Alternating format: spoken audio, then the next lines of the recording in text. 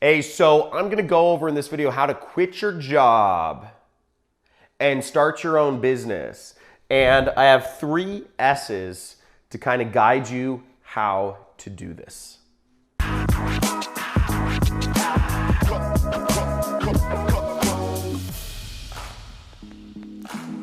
So these are the 3 S's to quitting your job and starting your own business. And I'm making these 3 S's, this shorthand to help you get started. Just a little primer about me. I quit my job back in 2012 and I started my own business. By 2015, my business was doing over $1 million per year.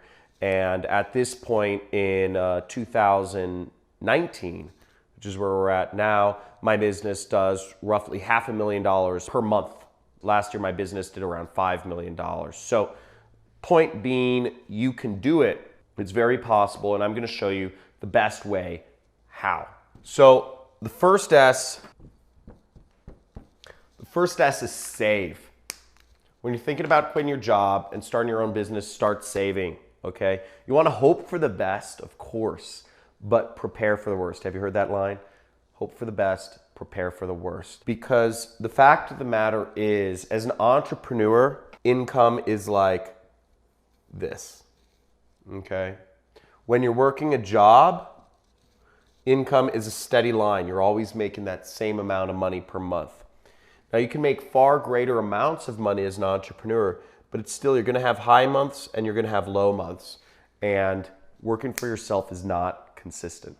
Now, what I did when I started thinking about quitting my job, what happened was I went to ask my boss for a raise. It was June 2012. I had added an extra $100,000 a month in profitability to my boss's company. I was working directly under my boss at an ad agency, and I had believed, okay, I added an extra $100,000 in profitability per month. It's probably a good time to ask for a raise or some sort of incentive plan or bonus plan or equity plan or something, right? I asked for that raise, and I remember, I justified everything. I laid everything out for him. I'd spreadsheets. I'd everything to justify my value to the company. And I remember him saying, his retort was, "Or what?" He just stared at me. And I was quiet, but I can tell you, I wanted to reach across the desk, freaking strangle that old man. It was so annoying. I'd added so much value. It was very annoying. And that's when I decided I need to start saving. So live frugally as possible and save as much money. The second S is strategize. Part of strategy for running your own business is you want to make at least 50% more than what you were making at your job, okay? Because once again, entrepreneurship has highs and lows, and the tides can shift the amount of money you're making. I've gone from, in my business, making 6 figures, hundreds of thousands of dollars per month, to losing money in a single month. That's the difference a single month has made in my business, just because of changing business situations. So things can change very dramatically. Or if you're doing a business where you're very reliant on one client or one, marketing strategy or one sales strategy or, certain government law, things can change very quickly. So you want to strategize. And my rule of thumb is 1.5 times whatever you're making. If you're making $5,000 a month, you want to be making at least $7,500 a month on your own before you quit your job. If you are making $10,000 a month, you want to be making at least $15,000 a month on your own, because again, things are not as consistent.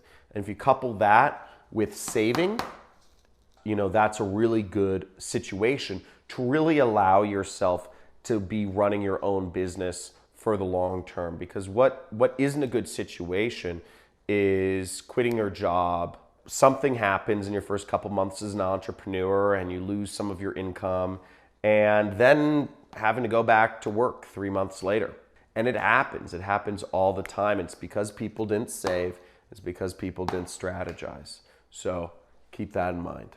When I was working my job, what I did was I was making $6,000 a month at my job. I didn't quit until I was making $10,000 a month on the side.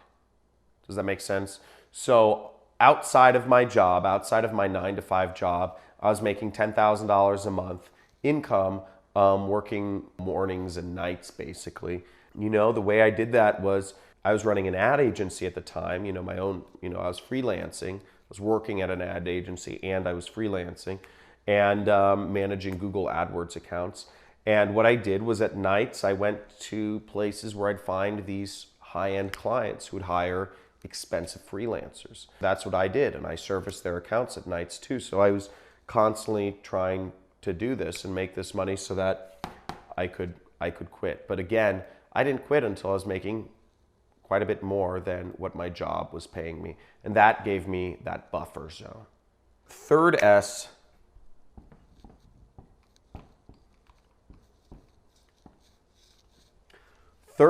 stands for start. And this is probably the most important thing. Is what's funny is after I decided I was going to quit my job, I actually decided that month, June 2012, after I had that horrible conversation with my boss where he said, "Or what?"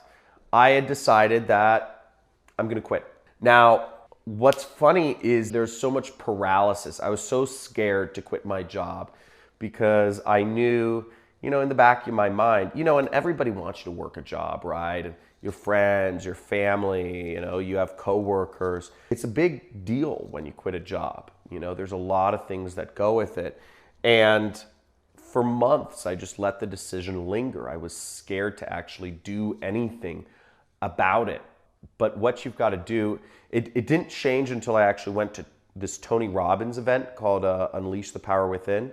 And this was in August, so a couple months later.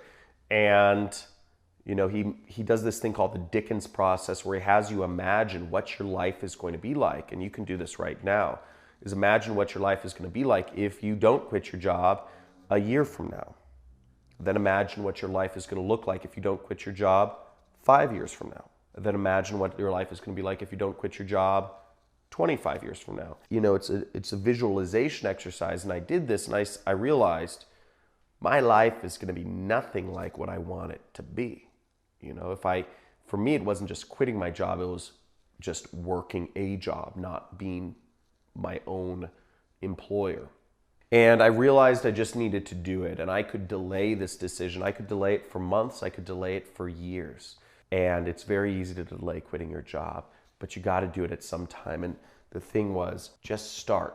You figure stuff out, but you just have to start at some point. That's the hardest decision to make. But once I started, things fell into place. What's funny is after I quit my job, I went from making $6,000 a month in my job to after I quit, I was making $30,000 a month, you know, working for myself. And I was 23 at the time.